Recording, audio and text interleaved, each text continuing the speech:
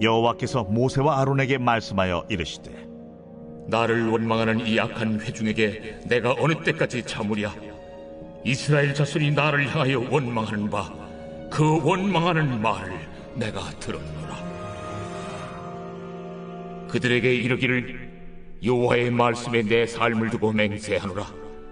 너희 말이 내 귀에 들린 대로 내가 너희에게 행하리니 너희 시체가 이 광야에 엎드러질 것이라. 너희 중에서 20세 이상으로서 계수된 자 곧 나를 원망한 자 전부가 여분네 아들 갈렙과 눈의 아들 여호수아 외에는 내가 맹세하여 너희에게 살게 하리라 한 땅에 결탄코 들어가지 못하리라. 너희가 사로잡히겠다고 말하던 너희의 유아들은 내가 인도하여 드리리니 그들은 너희가 싫어하던 땅을 보려니와 너희의 시체는 이 광야에 엎드러질 것이요 너희의 자녀들은 너희 반역한 죄를 지고 너희의 시체가 광야에서 소멸되기까지 40년을 광야에서 방황하는 자가 되리라. 너희는 그 땅을 정탐한 날수인 40일의 하루를 1년으로 쳐서 그 40년간 너희의 죄악을 담당할지니 너희는 그제서야 내가 싫어하면 어떻게 되는지를 알리라 하셨다라. 나 여호와가 말하였거니와 모여 나를 거역하는 이 악한 온 회중에게 내가 반드시 이같이 행하리니 그들이 이 광야에서 소멸되어 거기서 죽으리라. 모세의 보냄을 받고 땅을 정탐하고 돌아와서 그 땅을 악평하여 온 회중이 모세를 원망하게 한 사람 곧 그 땅에 대하여 악평한 자들은 여호와 앞에서 재앙으로 죽었고 그 땅을 정탐하러 갔던 사람들 중에서 오직 눈의 아들 여호수아와 여분네 아들 갈렙은 생존하니라. 안녕하십니까. 6월 19일 수요일 말씀 묵상 시작하겠습니다. 민수기 14장 26절부터 38절까지 말씀 함께 읽었는데요. 어제 본문 모세가 이스라엘을 위해서 중보기도 했던 것을 한번 떠올려 보셨으면 좋겠습니다. 모세가 중보기도를 해서 이스라엘은 진멸되는 것을 면했습니다. 하지만 모세가 어떻게 기도했는가를 한번 생각해 보실 필요가 있습니다. 이 사람들은 진멸되지 않을 어떠한 근거도 없었어요. 즉 하나님의 심판을 피할 수 있는 근거가 하나도 없었어요. 하지만 모세는 뭐 잡고 붙들고 기도했냐면 하나님께서 그 죄를 3, 4대까지 이르게 하신다라고 하셨던 거 그거 붙잡은 거예요. 그 죄를 3, 4대까지 이르게 하시려면 그 다음 세대까지 다 죽여버리시면 안 되는 거 아닙니까? 그러니까 하나님께서 저들을 불쌍히 여겨주셔서 진멸하지는 말아 주십시오. 이렇게 이제 기도를 했었죠. 그래서 하나님께서 그것을 들으셨습니다. 그래서 이스라엘을 형벌을 주시는데 진멸은 안 하시고 어떤 형벌을 주셨는가를 살펴볼 필요가 있습니다. 그것이 바로 이스라엘이 마음대로 내뱉은 하나님의 의도를 그대로 실현해 주는 거였어요. 그러나 그 가운데에서도 하나님께서는 저들이 말한 대로 행하지는 않으시는 부분이 있었습니다. 이걸 조금 관심을 가질 필요가 있습니다. 하나님께서 27절에 보시면 이스라엘 자손이 나를 향하여 원망하는 바 그 원망하는 말 나 들었다. 그 말씀하시면서 28절에 너희 말이 내 귀에 들린 대로 내가 너희에게 행하겠다라고 말씀을 하세요. 너희 말이 내 귀에 들린 대로, 즉 너희가 이게 차라리 낫다, 이게 차라리 더 좋다라고 말했던 대로 해주겠다 이 말씀입니다. 저들이 뭐라고 말했냐면 애굽이나 광야에서 죽었더라면 좋았을 것이다 이렇게 말했거든요. 14장 2절에 보시면 그 말이 있습니다. 애굽이나 광야에서 차라리 죽었더라면 좋았을 것을 이렇게 말하니까 그래? 그러면 광야에서 죽게 해줄게. 그게 더 낫다며. 그럼 광야에서 죽도록 해주마 라고 말씀을 하신 거죠. 근데 이후에 보시면 31절에 보시면요. 너희가 사로잡히겠다고 말하던 너희의 유아들은 내가 인도하여 드리리니 그들은 너희가 싫어하는 땅을 보려니와 라고 되어 있습니다. 재미있는 것은 저들이 다 했던 말들을 그대로 다 행하시지는 않았어요. 우리의 처자가 다 사로잡힐 거다라고 3절에 14장 3절에 그런 말을 했거든요. 근데 그 사로잡히겠다고 말했던 자들은 오히려 그 땅을 보게 됩니다. 다만 하나님께서는 그 아비의 죄를 그 자녀에게 3, 4대까지 갚겠다 하셨기 때문에 그 자녀들은 40년을 광야에서 방황하게 될 것입니다. 하지만 그 처자가 다 사로잡힐 거다라는 그 말은 이루어지지 않으셨어요. 차라리 애굽이나 광야에서 죽는 게 낫겠네 하는 걸 이루어 주시면서도 우리의 처자가 다 사로잡히겠다 한 말은 안 이루어지십니다.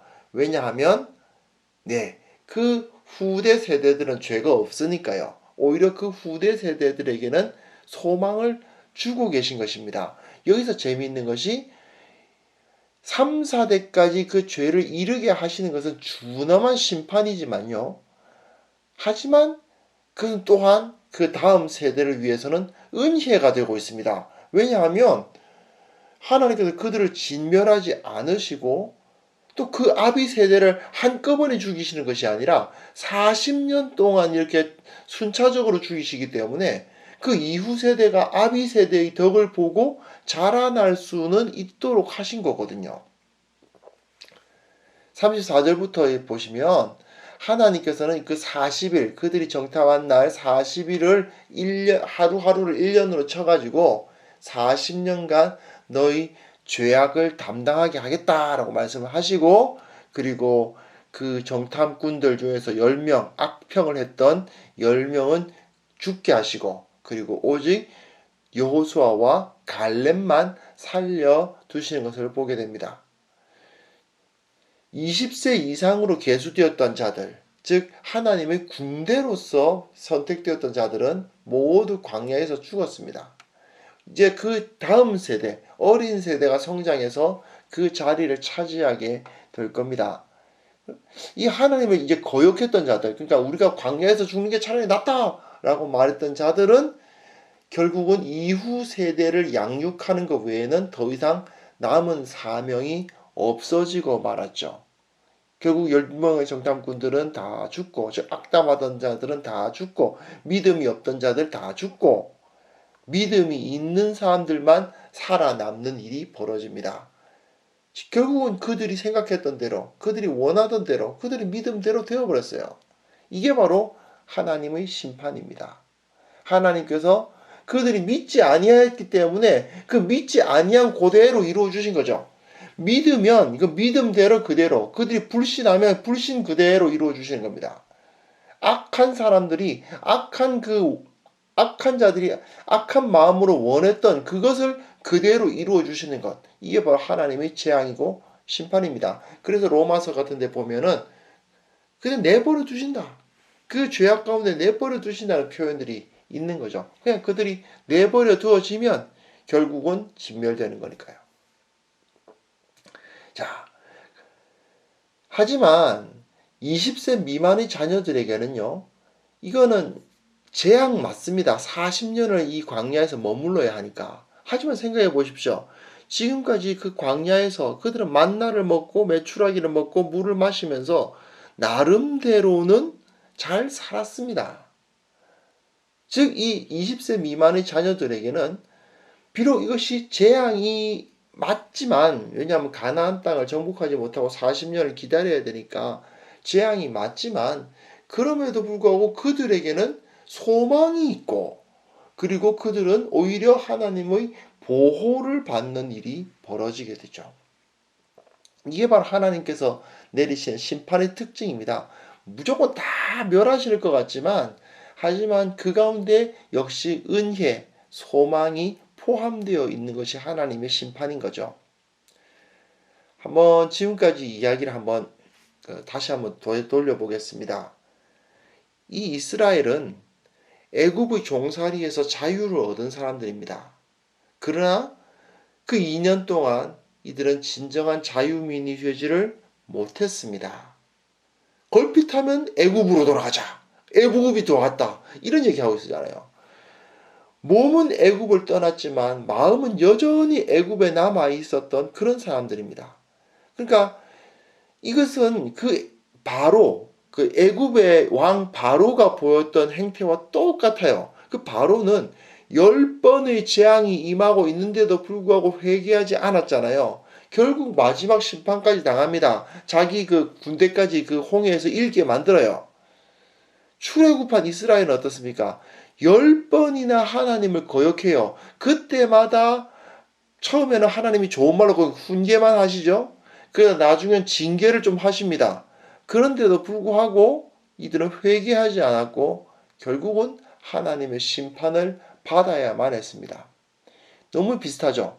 이 사람들은 애굽을 못 떠난 거예요. 그렇기 때문에 애굽인들이 당했던 그 10가지 재앙을 보고서도 회개하지 않았고 하나님께로 온전히 붙지 않았기 때문에 다시 10번의 반역을 거치면서 하나님께서 주시는 훈계를 듣고 또 하나님께서 치시는 재앙까지 당했음에도 불구하고 회개하지 않았기 때문에 결국은 이렇게 그 땅, 가나안 땅으로 들어가지 못하는 것입니다. 하지만 이걸 다시 한번 생각해 봐야 돼요. 하나님의 심판은 오히려 그 다음 세대에게는 은혜가 되었다는 것 우리가 기억할 필요가 있습니다.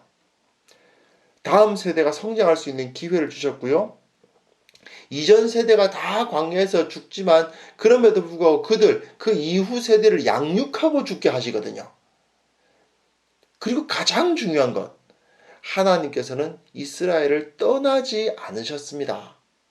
그리고 믿음을 가진 사람들까지 함께 버리지 않으시고 믿음으로 따랐던 자들에게는 가나안 땅을 소유하게 하시고 또한 이스라엘의 지도자가 되게 하셨죠. 이걸 생각하면서 하나님께서는 비록 그 죄악을 심판하시지만 하나님의 은혜, 하나님의 사랑은 정말 끝이 없다라는 것을 우리가 확인할 수도 있습니다. 하나님은 결코 그 믿는 자를 버리지 않으시고요.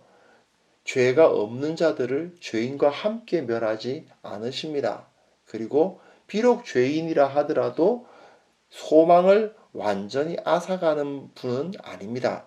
이 사실을 기억하며 하나님을 높이고 하나님을 신뢰하고 또 하나님을 믿음으로 오늘 하루 승리하며 살아가는 우리 모두가 되었으면 합니다. 하나님 아버지, 우리가 주님을 신뢰합니다.